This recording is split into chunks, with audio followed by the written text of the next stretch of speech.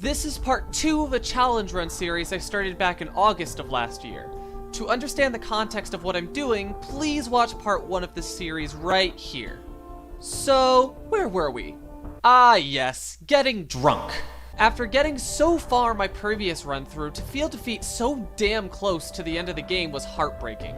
It was kind of a shot to the heart, a feeling like you could have won this, but you forgot the one thing you were supposed to remember that was the key to your survival. It's that kind of bullshit that makes this whole challenge that much more difficult to imagine winning.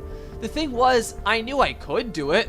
My final run of the last video proved I had the ability. I just made one idiotic mistake that cost me everything. And yet, the hours that I had put into it, the nothing that I would have to start from if I were to start over, was kind of unappealing. It would take a lot for me to find interest in picking up this challenge again. And that's when I had discovered the secret world seeds. These were seeds in Terraria that didn't just have interesting worlds, but were custom designed by developers to actually change how the game is played. 2 of the seeds, For the Worthy and Not the Bees, were immediately unappealing to me, as they seemingly focused on either making the world abnormally hard or so gimmicky that it would basically be impossible anyways. The Drunk World though, that one was different. For those who don't know, when making a Terraria world, if you either type in the numbers 516-2020 or 0516-2020 for the seed number, which is actually just a number version of Terraria 1.4's release date, the world will be very different from a normal Terraria world, much like Not the Bees and For the Worthy. However, unlike those 2 seeds, the changes made to these kinds of worlds aren't actually designed to make the game any harder or easier. They're just changes. Changes that somewhat affect the gameplay, but overall don't have any actual effect on the difficulty of the game.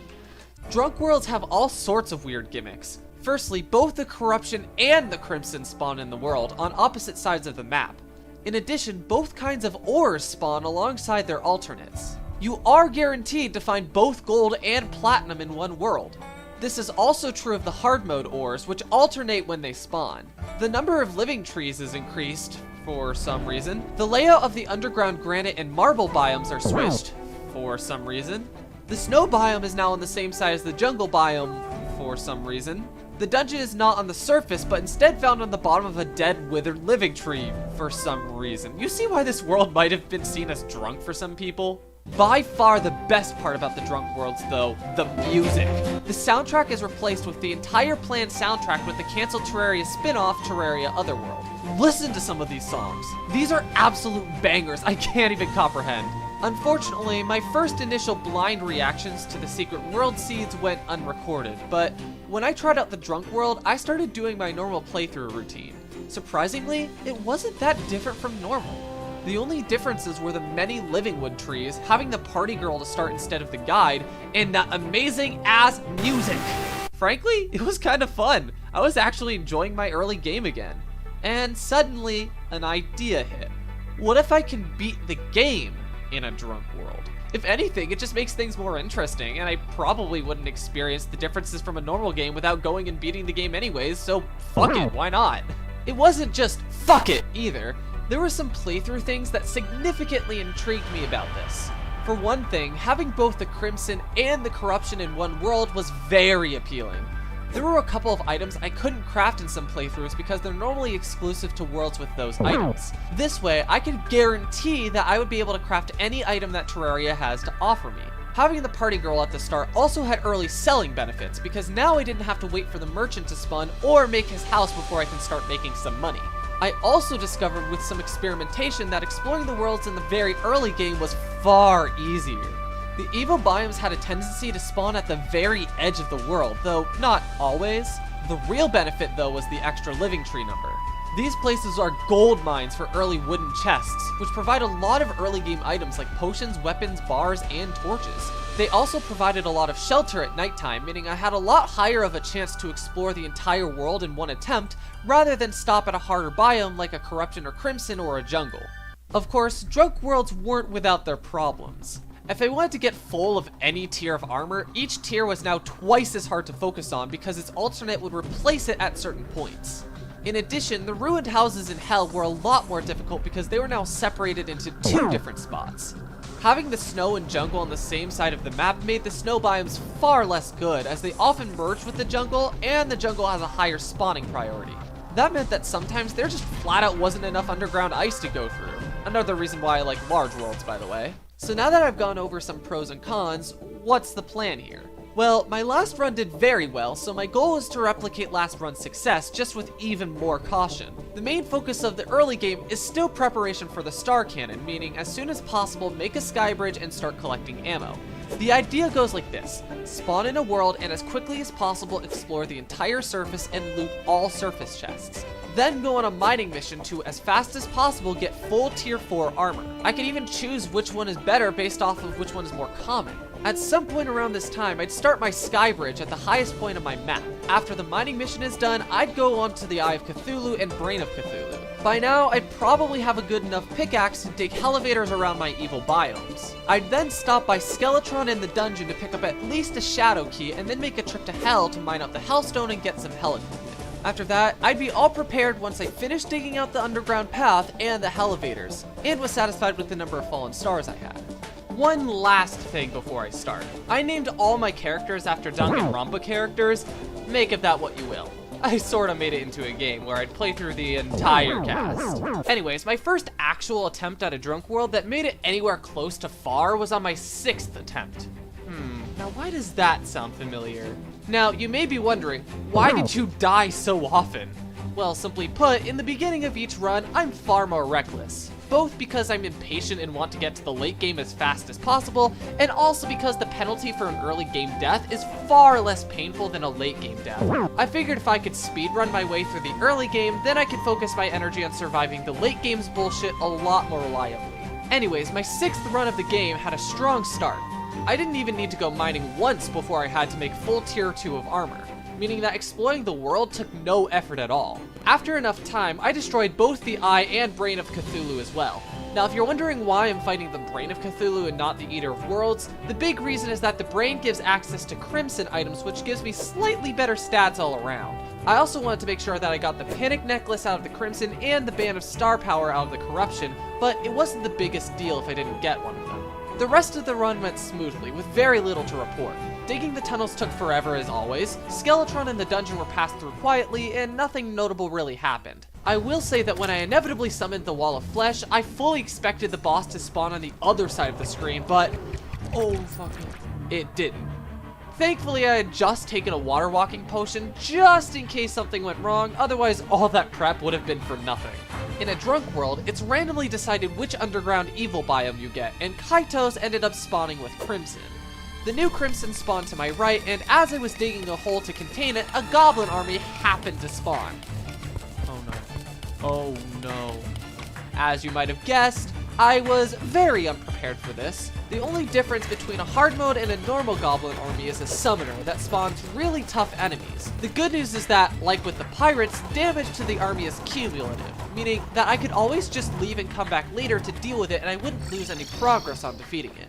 I may have gotten the worst Hallow spawn ever, as it spawned directly within the ice and jungle merged, bringing an already awful ice biome to an even worse state. If it's confusing why this is bad, imagine hunting for the Hallow biome key, but running into the ice and jungle enemies instead. Not to mention, none of the Hallow aesthetic is present. It's so incredibly underwhelming. I ended up cheesing the goblin army by fighting it until a summoner showed up, used an ocean conch shell to teleport away, then teleport right back to start over. The next steps were to dig for the hard mode ores, which were harder to find, since I now had to deal with each alternate. I did quickly manage to get full tier 2 of hard mode ore, but as I was working up finishing the 3rd tier... Are you fucking kidding me? Now, I need to explain something. I had set a portal a while ago that I hadn't bothered to return to yet, and I'd completely forgotten about it to this point. I was still freaking out because I still hadn't memorized which spawn message indicated which boss was about to spawn. Remember, if it was Skeletron Prime and I didn't defeat him by daytime, he'd insta-kill me. Thankfully, I still had my Star Cannon strategy, so I was prepared to fight him, but I still was scared to do it, especially this early. In this freakout, Prime spawns, giving me a moment of genuine fear. And in that fear, in a split second, an idea suddenly strikes.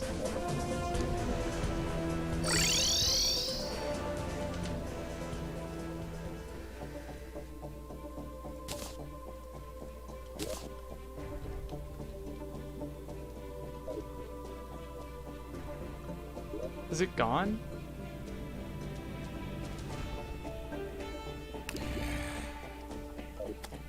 Or am I dead? Oh. Oh.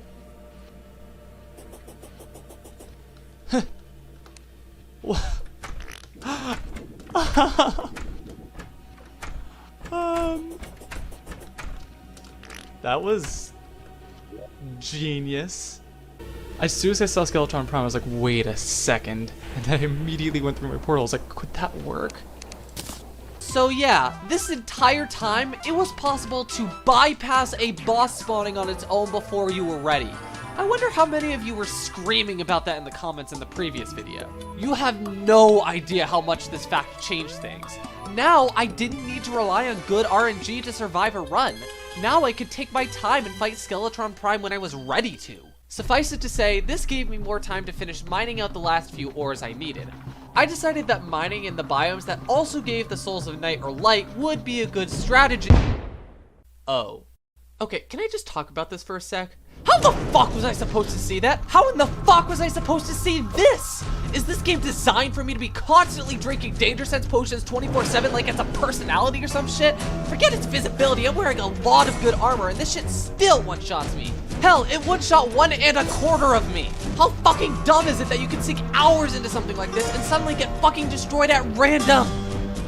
Ugh. Rant over, nothing we can really do besides try again another day. It took 2 runs until I was on another run that had the potential to reach hard mode. The only thing noteworthy about this particular world was just how many damn blood moons spawned. I was once again prepared for the swap into hard mode until...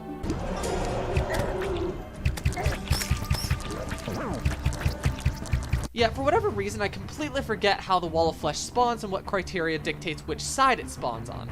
It sucks, but hey, the more you know for next time. 2 runs later, I got a couple of highlights. Firstly, for the first time in any playthrough I've ever done, I got the Terragram, which randomly spawns instead of the enchanted sword. It helped me dominate the early game so that I made it to hell much faster than I ever have before. Also, while I was digging a elevator through the world, King Slime spawned in the middle of a tiny tunnel, and I conveniently left my healing items at home. Thankfully, spamming grenades won me the game. Unfortunately though, the run came up very short when I died midway through dungeon exploration. After this run, I took about a month break from the game and had learned that they had changed a really big thing from the game in an update. The Lucky Horseshoe is no longer found at the Sky Islands, but instead underground like other items. Meanwhile, the Horseshoe was replaced with some pre-hard mode wings you could use instead. When the next run I did also died in the dungeon, I was starting to doubt my normal mode pathing. Normally, I fight all the bosses, go to the dungeon, do the dungeon exploration, then grab the items from the shadow chests in hell. However, by all means and technicalities, the dungeon itself is entirely optional. If I wanted to, I could skip it, since apparently I was just likely to die there after a couple hours wasted. However, I wasn't ready to make any changes just yet. The next run had a blood moon spawn on night 1. So, that's a good sign. Before I'd finished exploring the surface world around me, 2 more blood moons had spawned. So, this game was clearly out to get me. Thankfully, I was still able to get around all that and get another character good enough and ready for hard mode. Still though, the number of blood moons seriously bugged me. Nonetheless, unlike the previous runs, I had good luck behind me, was careful through the dungeon, and actually summoned the Wall of Flesh correctly, so that was nice. Hard mode didn't get off to the best start. I once again got the Underground Crimson, meaning a more difficult hard mode. In addition, the Hallow spawned right in the middle of the snow jungle biome merge again. Fighting Hallow-specific enemies here was almost impossible. Considering the snow biome I had was already so small, my world was essentially really bad. The Crimson spawn wasn't much better. It basically spawned right in the middle of the desert that had the underground desert biome, meaning that biome was now a death hazard, and I essentially didn't have any part of the underground desert to work with. So, that's fun. I also got an immediate pirate invasion of my home, which led to a lot of difficulty when I was trying to ignore it so that I could go mining, since every time I got back home, I would end up having to deal with it. Thankfully, over time, I cheesed it to win it. The mining missions were rocky, but nonetheless successful, as was farming for some materials for some weapon upgrades. I found that the Onyx Blaster was the best weapon I could get in early hard mode, so it was immediately the first thing that I sought after. Now that I was fully upgraded, I was essentially as ready as I could ever be for a boss, but as usual, I decided to take it slowly and find upgrades where I could, including the Ink Shield and the Terraspark boots. I was down mining because I had accidentally used a bunch of potions, and I wanted to find the Lava Charm when... Okay, we're going home.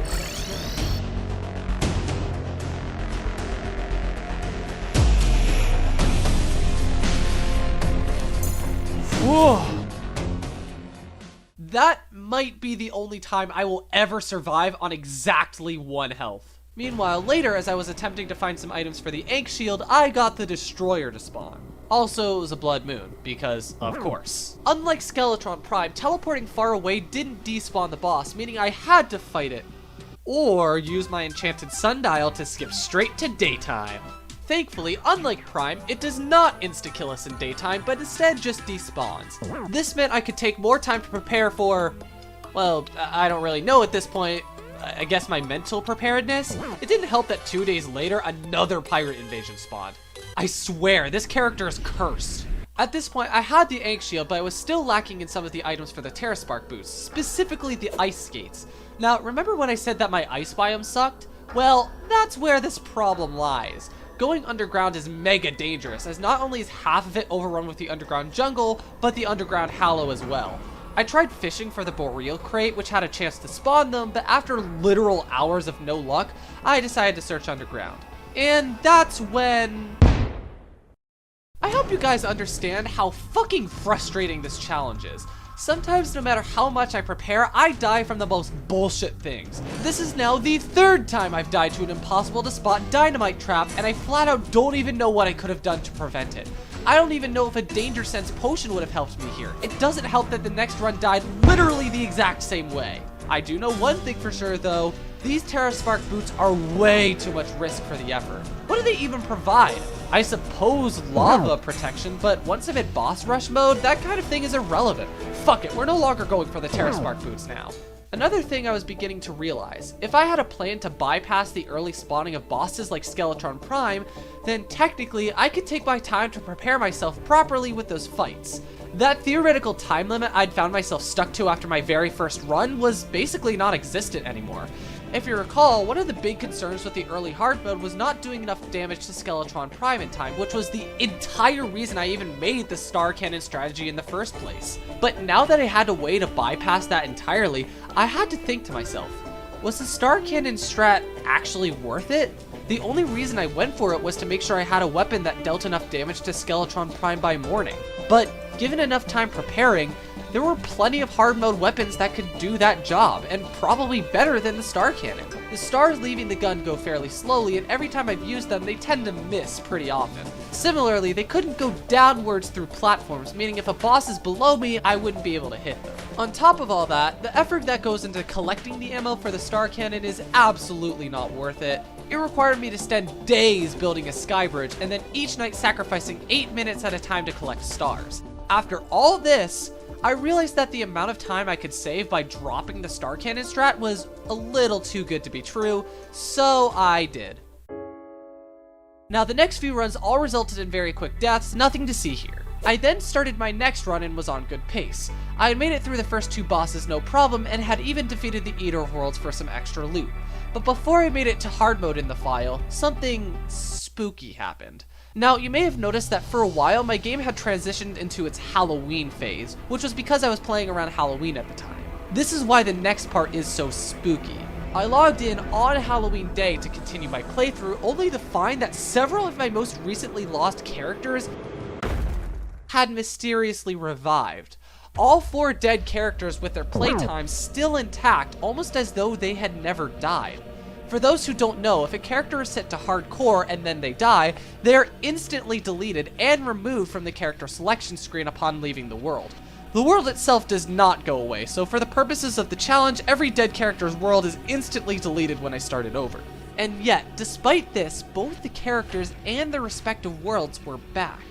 I promise I didn't do anything that would have caused this. I had previously heard that there was a way to revive dead hardcore characters and even wanted to try it out at some point as an experiment, but I honestly hadn't figured out how to do it, nor had I attempted to do so since starting the challenge runs. That's why I was so confused. The game had granted me a second life for each character that had died since Angie's death, including Angie herself. Which, by the way, if you know the character from the game she's from, you'd know that adds an extra layer of spookiness to the whole thing. You could probably guess I was immediately curious, so I logged into Angie's file and explored a bit. My stuff was still intact from the very moment I died, almost as though I had just spawned back home instead of dying. I then made my way all the way back to the site of where the dynamite trap had killed me to see what the death site looked like. I feel like I recognize this whole area. No, this. This has to be it, right? This is where I died. Hold on. Do I have like a... That's it. This is where I died. Bro. The game just flat out ignored it. I have been granted a second life.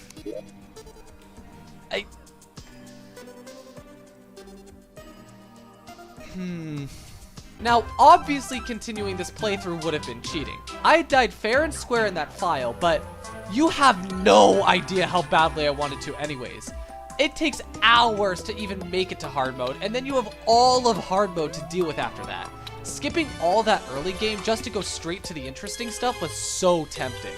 I ended up deleting all of the irrelevant files, but held on to Angie's just in case I gave up on the challenge. Besides, how often do you get a chance to explore a dead character's life after death? Well, yeah, it's probably nothing interesting, but how often do you get a chance like this, to get a second chance at life? Nonetheless, back to the playthrough at hand. I had made it back to hard mode once again, but this time, something bad happened. The Pwn Hammer that you normally get after defeating the Wall of Flesh dropped into lava below and despawned. And the only way to get another one was to refight the Wall of Flesh. I also got a really rough Crimson spawn, taking place directly in the desert with the underground, meaning that digging down to my underground path is even harder. Yeah, how's dropping the best pre-hard mode weapon for my strategy working out now? At least this time my Hallow spawn was actually fantastic. In fact, outside of my bad Crimson spawn, completely negating the underground desert, my world was actually really damn good. Anyways, I defeated the Wall of Flesh again and started the hard mode experience once again. I got full tier 3 armor quickly, then got the Onyx Blaster and got to work on the Ankh Shield. I also got 2 new items, the Spirit Flame and the Rod of Discord. Both were incredibly cool items to get. I have to say, I was seriously popping off on this file. I was getting good items, I was finding my loot fast, I even killed a Crimson Mimic. I mean, seriously, things were looking good. Anyways, 16 whole runs later, I finally end up back in hard mode. I finally ended up with a hard mode corruption rather than Crimson, but my Hallow spawn could have been a bit better. It ended up replacing part of a Crimson and also corrupting an entire desert, so not perfect. As I was collecting ore in hard mode, I ran into another rune wizard, and suffice it to say, I've learned my lesson against them. It didn't really help that not even 2 minutes later, Skeletron Prime awoke. Thankfully, I saved myself and continued on anyways. Once I was done with ores, I was planning on getting the Onyx Blaster, the one item I had planned to use after replacing the Star Cannon. The problem was, I needed a Dark Shard, which meant that I needed access to a Corrupted or Crimson Desert, which I didn't have. I had access to a Hallowed Desert. Oh! Okay. Anyways, like I said, I had a Hallowed Desert, which sometimes gives me access to light shards. Okay, what? Hold on. I was trying to grab 2 light shards, and somehow I end up with 2 Hallowed keys before 2 light shards. Excuse me? Anyways, I needed a Corrupted Desert, which I didn't have. Thankfully, I had a plan. I took some Crimson mushrooms and made them into Crimson powder and made my own custom Crimson at the ocean, making perfectly sure that it couldn't spread particularly far. With that, I easily got my Dark Shards and by extension the Onyx Blaster. And thus, now it was on to farm for some Souls of Night. Fuck, 2 runs later, I was back into the hard mode hunt thanks to an early Muramasa and a decent world. I got into an underground corruption world, meaning I had a slightly easier hard mode than usual. The Hallow spawned strangely. It took the place of a corruption biome that was already overtaking a desert biome. So, Hallow key hunting would certainly take a while. For whatever reason, this time around, I was extra cautious around ore hunting, taking delicate care to make sure I had enough danger sense potions and hunter potions just so I could stop previous failures coming back to haunt me. I got the ores pretty easily, and then pirates came and went. Thankfully, hiding in your house and spamming yo-yos turns out to be a pretty viable strategy. Once again, I was stuck without a corrupted desert, so I had to make my own. This time though, there was a big lack of ocean to corrupt, so I just extended a platform by the ocean and covered it with sand to get some homemade corruption. After that, I got 2 easy dark shards and went back home. After that was done, I had a new idea. Fishing in lava. You see, in order to get more potions of return, one of the better items in the game, I needed to have obsidifish, which are only obtainable by fishing in lava. But I quickly found out that the loot there was much more valuable than I was expecting. I was on good track to defeat a mechanical boss, but while getting materials for the egg shield, I thought to myself of some other preparations I could make. One idea was to grab the Bast statue. The problem was, it meant going into the underground desert, in hard mode. I completely forgot to grab it before hard mode, so I went for it, but I decided to go extremely slowly just to be cautious. And it went well?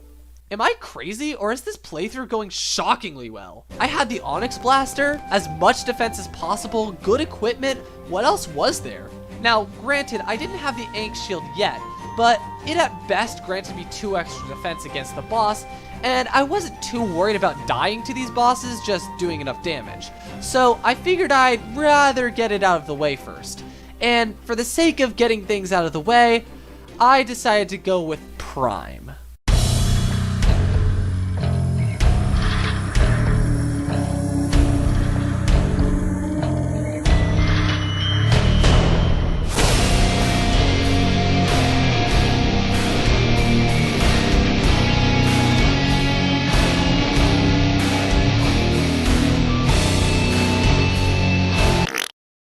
Wow, 1 down. This was officially the 2nd longest run I've ever had in this challenge, and I was wasting it on Leon Kawada. Nothing was really stopping me from going right into another boss, though I did look up something to help me out.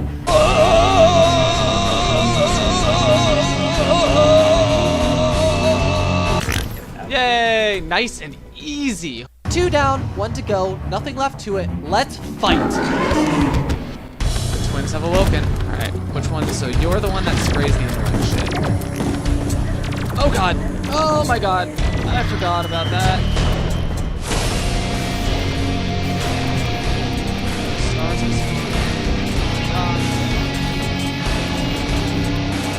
Oh my god! There we go! Whoa! Whoa! Okay, down to 1.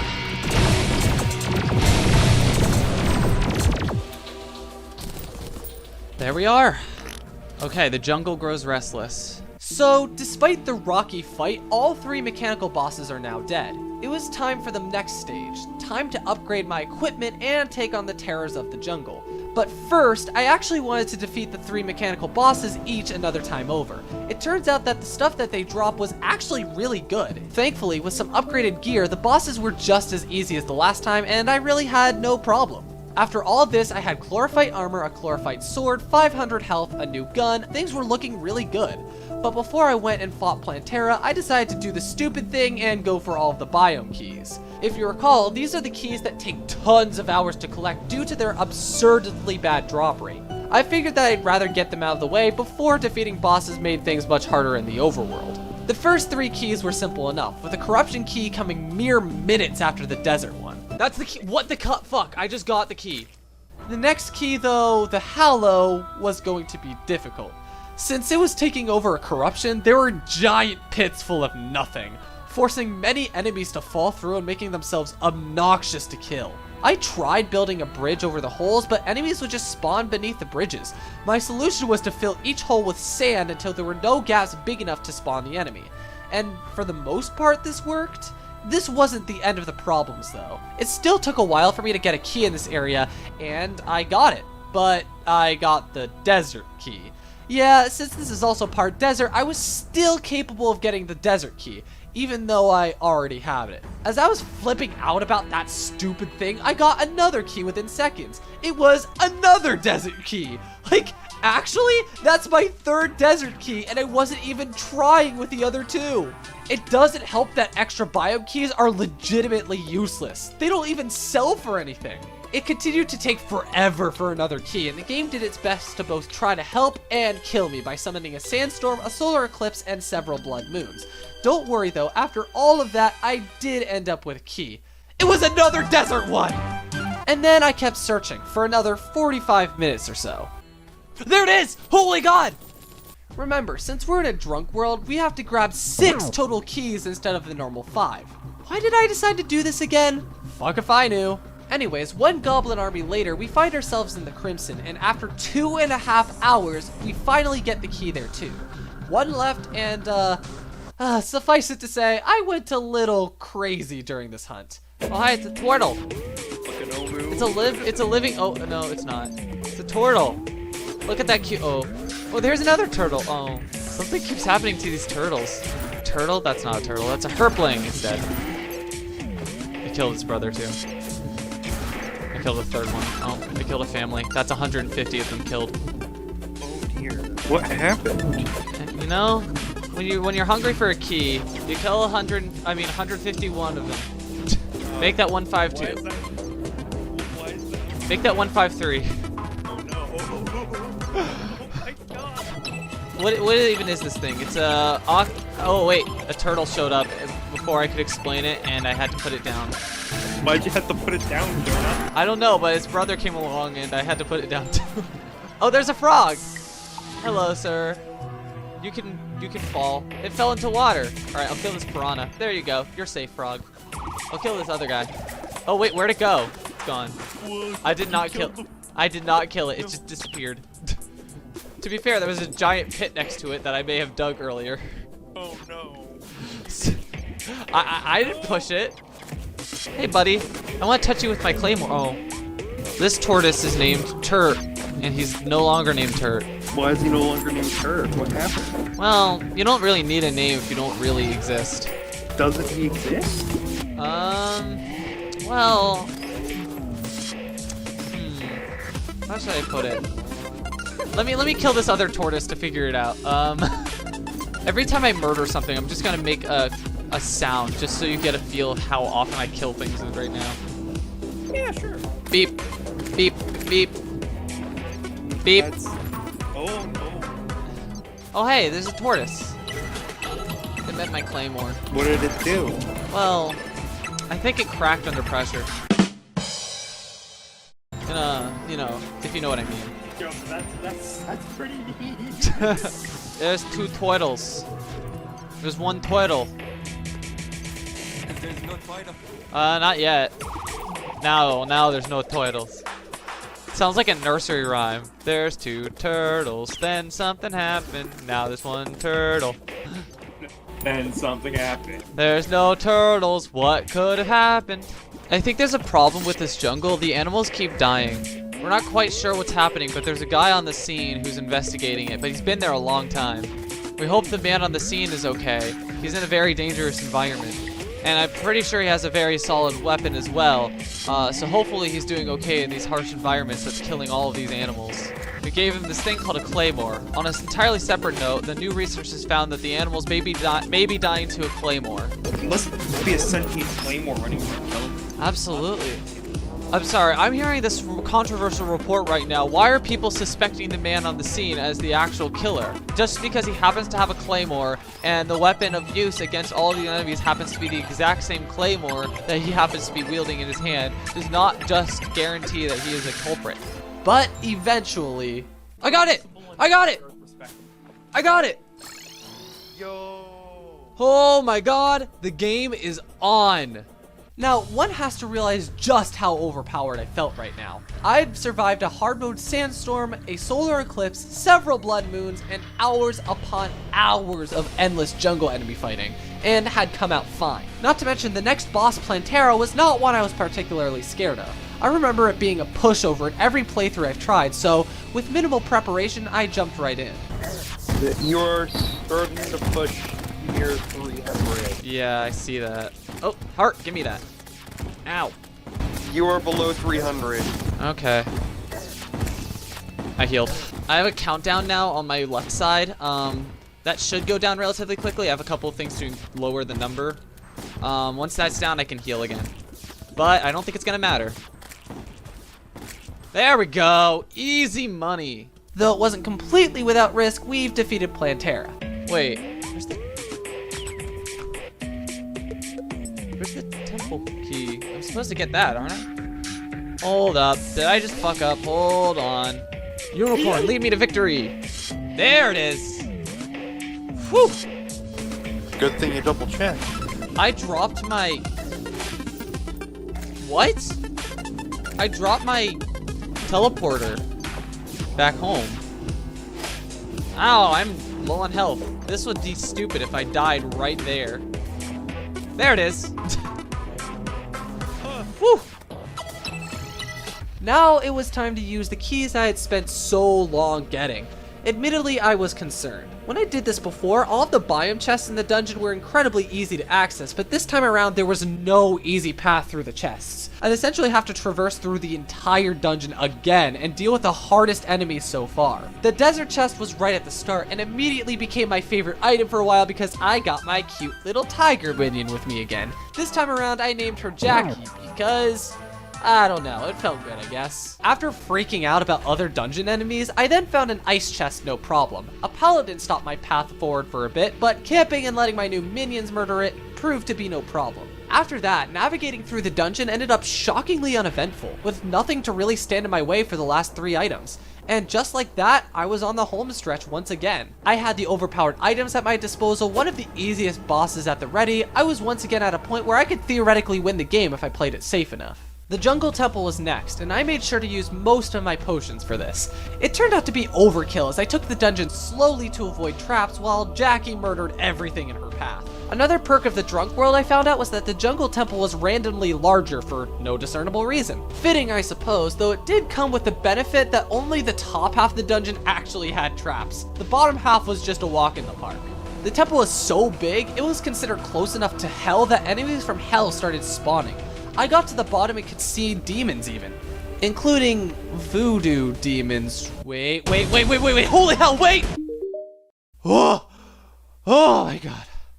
So, let me explain. Remember that if a voodoo doll lands in lava, the wall of flesh automatically spawns. So, if Jackie had killed that demon over lava, it would have just flat out spawned the boss. Why is that bad? Well, I couldn't actually escape the jungle temple, meaning that between here and this wall over here, I would have had to completely defeat the boss. Meanwhile, if I tried to warp out or escape, it would have resulted in instant death. So yeah, just when I thought I had escaped any chance of an instant death, I get my worst nightmare revisited.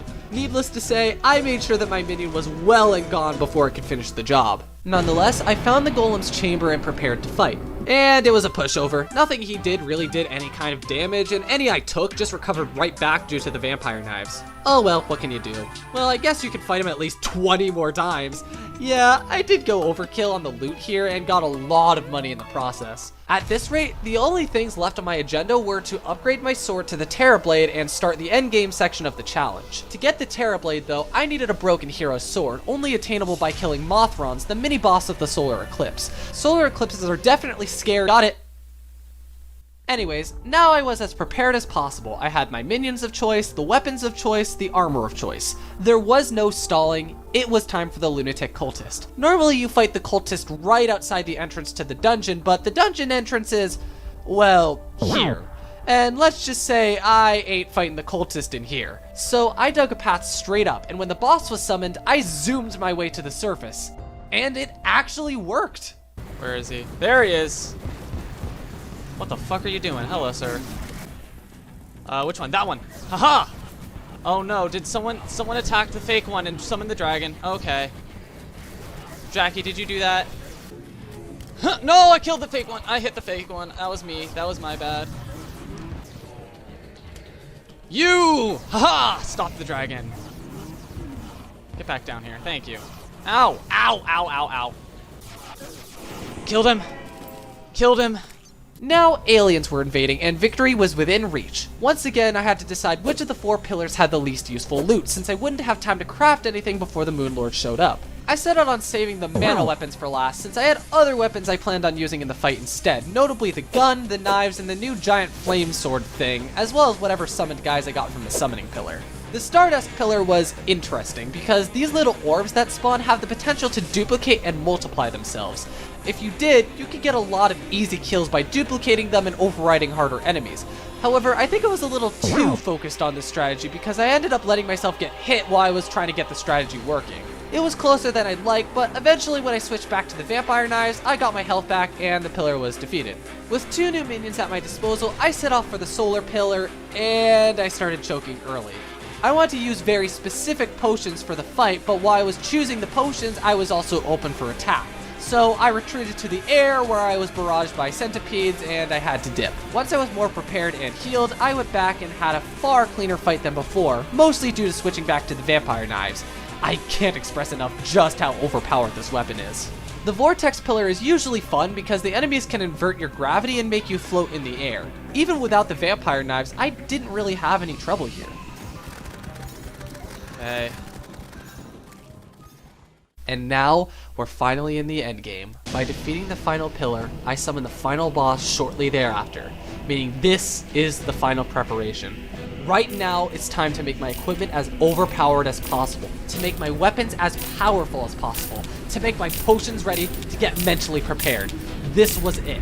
Just like before, I was about to take on the final boss again and... What? Did you actually think I'd fall into that trap again? What, you think after getting so damn close last time that I'd forget the one thing that lost me the previous run? Why do you think I have so much money?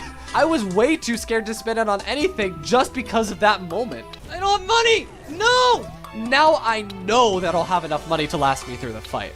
I'll make sure to spend just enough so that I have at least maybe a conservative 10 platinum. You can honestly never be too sure. Even then, upgrading my stuff to what I wanted didn't even get me close to the 10 platinum I was thinking of going for. In other words, I very much overprepared. I also finalized my weapon lineup. I primarily was going to use the vampire knives and the solar eruption weapon, and using the vortex beater and heat ray for other weapons. I had 2 minions, the Stardust Dragon and the Stardust Cells. Overall, that was the strongest lineup I could have come up with. It was time to go. The nurse could die, by the way, in the Moonlord fight, which pretty specifically screws me over. But I could survive.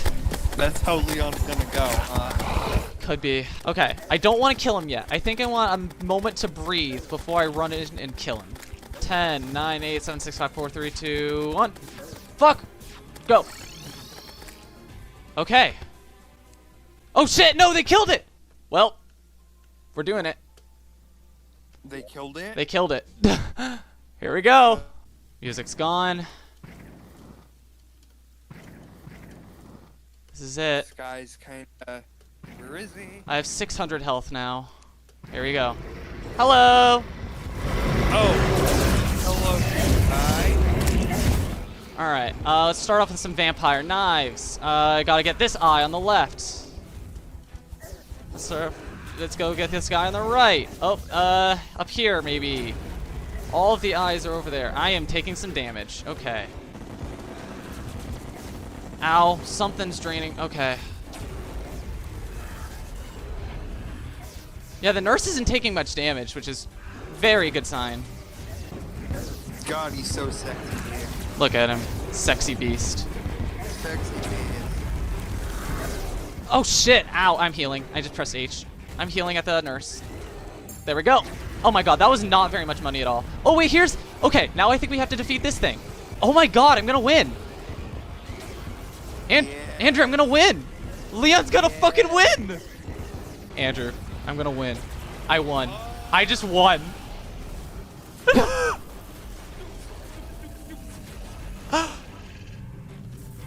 The dance of victory!